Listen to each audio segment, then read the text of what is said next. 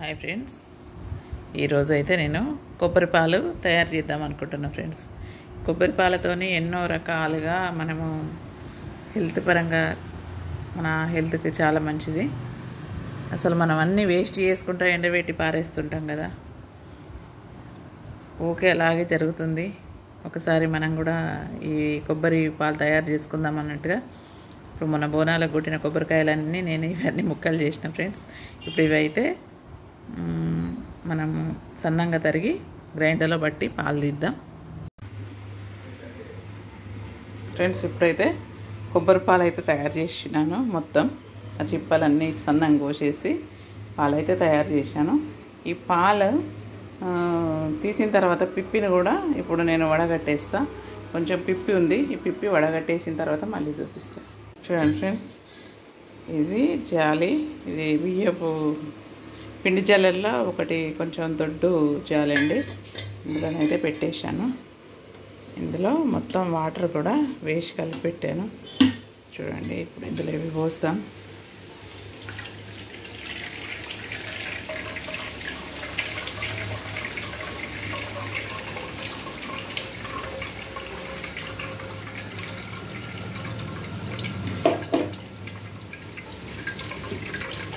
ఇది మళ్ళీ పట్టుకోవాలి.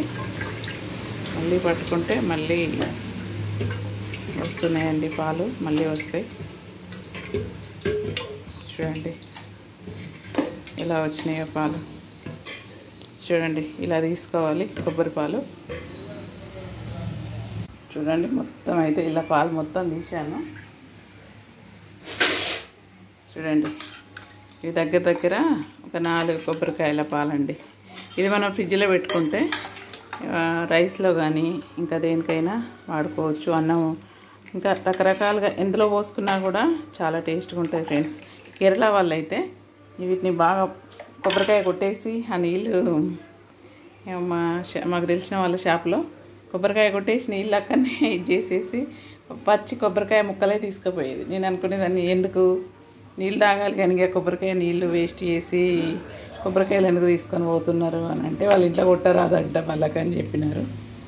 అవి పాలు తీసి చేపలలో వాళ్ళైతే ప్రతి దానిలో ఈ నీళ్ళు ఈ కొబ్బరి పాలు వాడతారండి గ్రైండ్ చేసుకొని. ఇంకా చట్నీ ఇప్పుడైతే ఇంకా ఇదేంటంటే ఇవి అయితే పాలు రెడీ అయిపోయినాయి. ఇది కూడా ఉంది కదా ఫ్రెండ్స్, దీన్ని కూడా మనం వృధా చేయకుండా లడ్డు చేసుకోవచ్చు, స్వీట్ లడ్డు చేసుకోవచ్చు. మొత్తం ఇంకా తీయలేను నేను, ఇంకా కొంచెం 40% కంటే ఎక్కువనే ఉందండి అందులో కొబ్బరి. ఇప్పుడు దాన్ని కర్రీ కూడా చేసుకోవచ్చు, మనం ఇంకా స్వీట్ చేసుకోవచ్చు, అలా కూడా ఉపయోగించుకోవచ్చు. పొద్దుటి నుండి వీటిని చెక్కలు తీసి చిన్నగా కోసి అన్ని పాలు తీసాను ఫ్రెండ్స్. ఇదే ప్రాసెస్లో ఉన్నాను. వీడియో తీసే వాళ్ళకి ఏం పని అని అంటారు కదా, వీడియోలు పెట్టేటప్పుడు ఏం పని ఉంటుంది అని అనుకుంటారు కదా. ఈ కొబ్బరి చిప్పలన్నీ ఒక 10-12 చిప్పలన్నీ తీసి కొట్టి అవన్నీ సన్న ముక్కలు చేసి గ్రైండ్ చేసి ఇక నైట్ అయింది. ఇవన్నీ పాలైతే తయారు చేసా ఫ్రెండ్స్. ఇవైతే ఫ్రిడ్జర్లో పెడతా అనుకుంటున్నా. ఇప్పుడు ఫ్రిడ్జర్లో పెట్టడానికి చిన్న చిన్న బాక్సులు అయితే నేను తయారు చేసి మీకు ఫ్రిడ్జ్లో పెట్టేటప్పుడు చూపిస్తాను. చూడండి ఫ్రెండ్స్, ఇప్పుడు ఇవన్నీ మనం ఇందులో నింపేసుకుందాం. గిన్నెలలో పెట్టి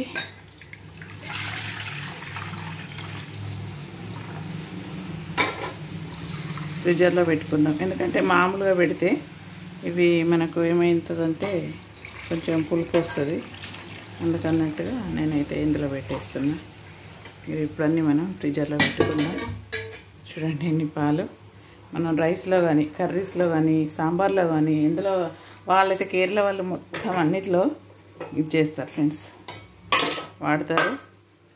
ఇంకా తెలుసుకొని కూడా మనం కూడా అప్పుడప్పుడు ఫ్రిడ్జర్లో పెట్టుకుంటే అవసరమైనప్పుడు కొన్ని తీసుకొని వాడుకోవచ్చు అన్నట్టుగా ఇక నేనైతే ఇవన్నీ ఫ్రిడ్జర్లో పెడతాను అనుకుంటున్నాను.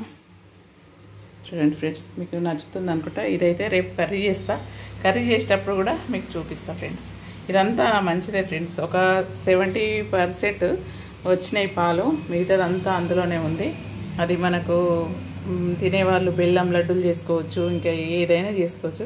కానీ నాకు షుగర్, మాకు ఇద్దరికి ఇక షుగరు ఉంది కాబట్టి ఇక బెల్లం అయితే ఎక్కువ చేయకుండా రేపు కర్రీ చేస్తా అనుకుంటున్నాను. కర్రీ చేసే వీడియో కూడా మీకు చూపిస్తా. చాలా టేస్ట్గా ఉంటుంది అది ఫ్రెండ్స్. ఎంత అంటే చాలా టేస్ట్గా ఉంటుంది. మీరు కూడా ట్రై చేయండి. కుడక కర్రీ ఉల్లిగడ్డలు వేసి చేస్తే ఎంత సూపర్ అంటే అంత సూపర్ ఉంటుంది. నేనైతే రేపు చేసి చూపిస్తా. అది కూడా మొత్తానికైతే పాలు రెడీ అయిపోయినాయి.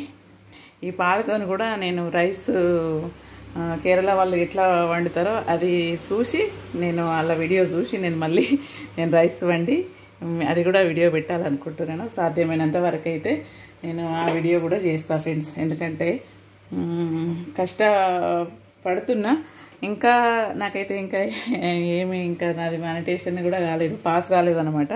ఏం చెప్పాలంటే పాస్ కాలేదు. నేను చేస్తున్న వీడియోస్ ఇంకా మార్క్స్ రాలేదన్నమాట. చేస్తూనే ఉన్న 4 years నుండి. చూసిన వాళ్ళు మాత్రం ఇంకా సబ్స్క్రైబ్ చేసుకోండి ఫ్రెండ్స్. చాలా కష్టపడుతున్నా. ఎందుకంటే చూడండి ఇట్లా ఒకసారి అయితే నేను జొన్న సకినాలు ఎంత కష్టపడి చేసినా వాటికైతే 25-26 వ్యూస్ వచ్చినాయి. చాలా బాధ అనిపించింది. అవి డిలీట్ చేసినా అనుకుంటా. నేను జొన్నలతోని సకినాలు చేసిన కానీ ఎంత కష్టపడ్డా ఫలితం లేదనిపిస్తుంది ఫ్రెండ్స్. ఏమో ఒక్కొక్కరికైతే 3 months లోపలనే ఫ్రెండ్స్ ఇంత కష్టపడి ఇవన్నీ చేసిన, ఎన్ని పాలు చేసి కొబ్బరిలు కోసి కట్ చేసి ఇవన్నీ ఇంత కష్టపడి చేసినా కూడా ఫలితం అయితే ఏం లేదనిపిస్తుంది ఫ్రెండ్స్. వ్యూస్ రావడం లేదు. మొన్న చేసిన 3 నెలలు 4 నెలలకే మానిటేషన్ అయింది మాది, మాకు డబ్బులు వచ్చినాయి అని అంటున్నారు. 4 years నుండి అయితే నేను చేస్తున్నా. కనీసం మా వాళ్ళకి చెప్పుకోవడానికన్నా నేను ఇదైతే లేను అని అనిపిస్తుంది. ఇన్ని రోజుల నుండి ఇవన్నీ వీడియోస్. ఒకసారి అయితే అది మన సకినాల వీడియోనైతే 26 ఏమో వ్యూస్ వచ్చినాయి. ఇంత కష్టపడి నేను పొయ్యి ఇలా పెట్టి స్టవ్ మీద అన్నీ ఎంత చేసినా కూడా ఏం ఫలితంలో మొన్న పెట్టిన వాళ్ళకి సక్సెస్ అనేది ఎప్పుడు వస్తుందో ఏమో ఫ్రెండ్స్. చాలా బాధ అనిపిస్తుంది. ఇవైతే పొద్దుటి నుండి కష్టపడి నేను ఈ కొబ్బరి చెక్కలు తీసి కట్ చేసి పాలు అంతా ఇది చేసి చూడండి. స్టవ్ అంత ఎంత ఇదైపోయిందో. గ్రైండర్ కాడ కూడా అంతా మొత్తం పడిపోయింది. అంత క్లీన్ చేసుకోవాలి అనుకుంటారు. వట్టిగా ఏం పని పాట లేకుండా వీడియోస్ పెడతారని అనుకుంటారు. కాదు ఫ్రెండ్స్, ఎంత కష్టపడి ఇంట్రెస్ట్ ప్రేమతోని సంతోషంతో చేస్తుంటాము. కానీ ఫలితం రాకపోతే చాలా బాధ ఫ్రెండ్స్. చూడండి ఇవైతే మూతేసి నేను ఫ్రిడ్జర్లో పెడతాను. ఇప్పుడు వెళ్తాను రండి.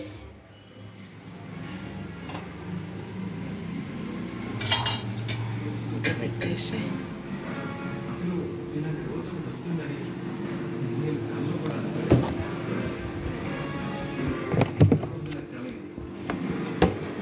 చూడండి ఇందులో పెట్టేస్తున్నా.